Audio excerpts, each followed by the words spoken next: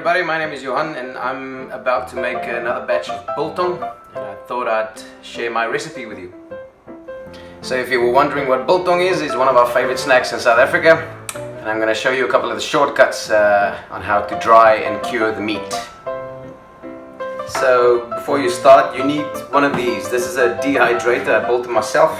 This is a 50-liter container, and basically you just need a space to seal it up. These are computer fans that I connect to a little 12-volt transformer, and you put a light inside, a little globe, and places to hang the Biltong. So very important, this needs to be one of the old globes. The LED globes won't work because this sends off heat to help with the drying process. So there's you actually only need one of these and a hole here. I put some mesh in between there so that the insects and stuff can't come in there. Pretty easy. So air coming in, air coming out, and this is the Biltong dehydrator. Alright, let's talk about which meat should you use to make the Biltong. You really don't need expensive meat. You don't have to use rump steak, sirloin steak, strip loin or fillet. Mostly people make Biltong with silver side steak or top side steak. Trust me, I've made some really good Biltong with stroganoff meat even. Here in the UAE we also find like topside roast, which is nice and thick. I like my Biltong nice and wet inside, so these, if you hang them up, they come out really like this. We got some topside steak here today. And then some of the cheapest beef I found was cube, low-fat meat. So just make sure that it doesn't have those white lines, not too many of them in between the meat, and then you're good to go.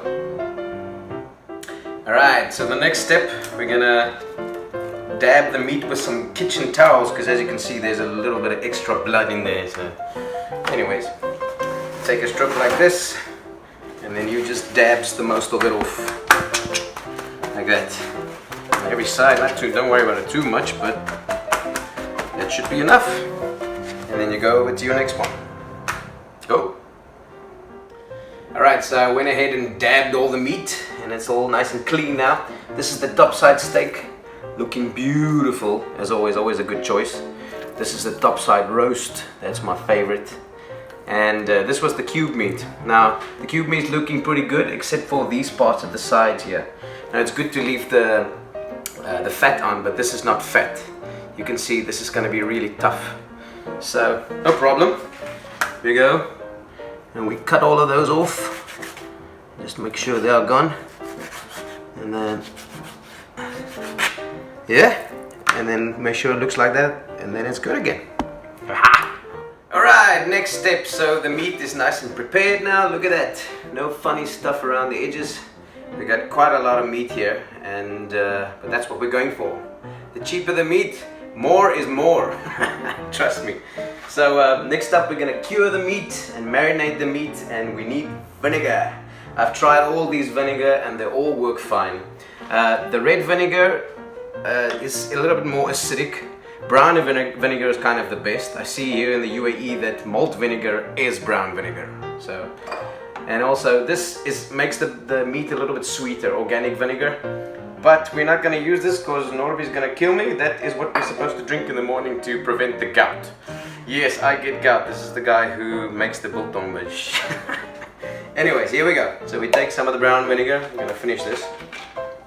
50% brown vinegar. And here it comes, people. This is part of my recipe. 50% red wine. Now get the cheapest red wine you can find. Don't use your 1983 Cabernet Sauvignon, it's fine. And just a couple of dashes of Worcester sauce. Is that how you say it in English? Worcester sauce, alright? A couple of that, because this stuff is really salty, so you just go like that, and that's it. Mix it up, and start putting it in your bowl. Just like that. Take some of the topside meat, and let it go everywhere over the meat, like this. Here's his buddy. We stack them up like that. Here's the topside roast. Put them all in there. Just make sure that the marinade gets and the vinegar gets everywhere. Alright, we'll get to the next step.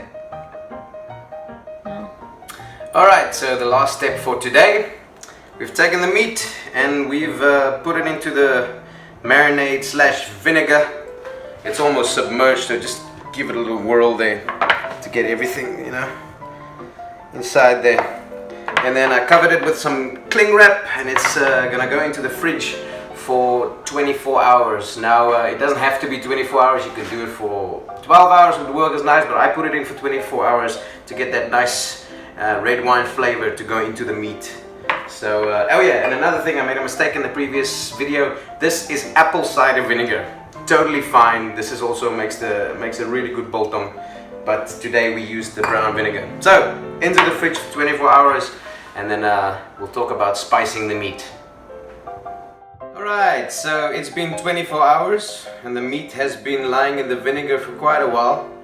It's actually changed color, some of it's actually like a light brown color, but it's kind of wet now. So we're going to take the meat once again and just give it a dab with some of the kitchen tissue paper like this, so that the spice doesn't roll off as the vinegar drips off while it's lying in the dehydrator. So I'm just gonna go ahead and get all of these dry, and we'll get back to the next scene. Done! So the meat is ready. Alright, let's talk spice, people. So the traditional biltong spice is usually 1/3 coriander, 1/3 black pepper, and 1/3 salt. Nothing wrong with salt, I just like to use some barbecue instead, so you can use your favorite barbecue spice. This is from South Africa, it's called 6 Gun Grill, and then I put a bit of a Worcester sauce spice in there as well. So 1/3 of that as well. And usually you can buy this at a South African store, the Safari Ready Mix one, that's what I usually get. But during these times you can't go out and find everything now, so we'll make our own, but nevertheless it's pretty good. And here's the key ingredient for me. Sugar, brown sugar. You gotta trust me on the sugar. Just add quite a bit of that in there as well. Mix it all together, and you got the biltong spice.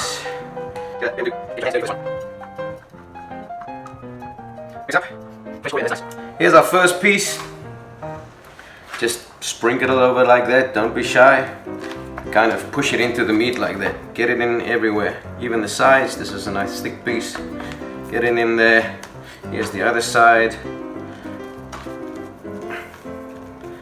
And then I got these stainless steel hooks from a place called Daiso here in Dubai, made in China. We're not gonna make jokes about China today. And then it's ready to hang. Alright, it's going into our biltong dehydrator. Check it out, I put some tin foil inside because there's still gonna be vinegar that's gonna drip down, so it's just easier to clean. So when you hang them, just make sure that they don't touch, and don't put it too far or too close to the light, because that actually dries it out quite a bit. So kind of like that far, and just space it out. And then we gotta wait for 4 days. I'm gonna hang this thick piece as well.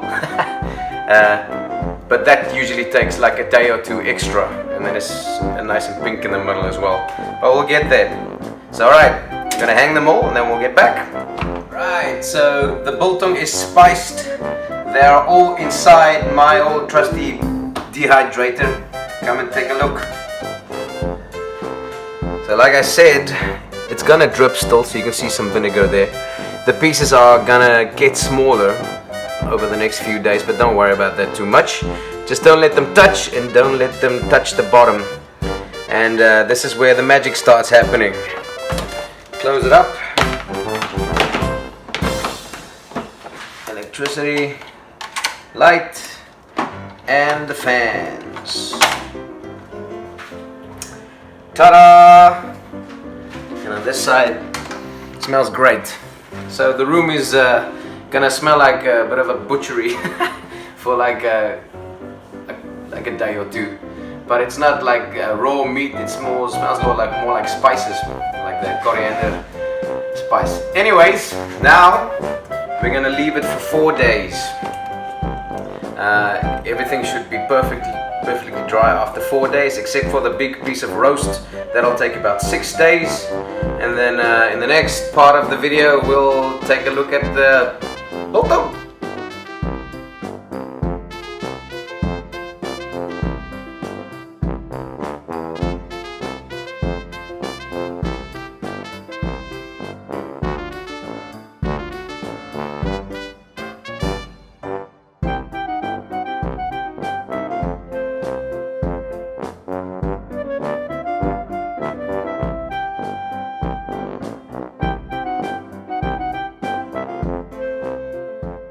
Cool! So the wait is over. That's the worst part, is waiting for the biltong to dry. So anyways, let's see what we got. Come take a look. Take off the lid. And here's what we got. They've shrunk a little bit, but that's alright, I guess. Let's grab one. Check it out. Now that's what I call dry. Cut a piece off. It's really dry this time.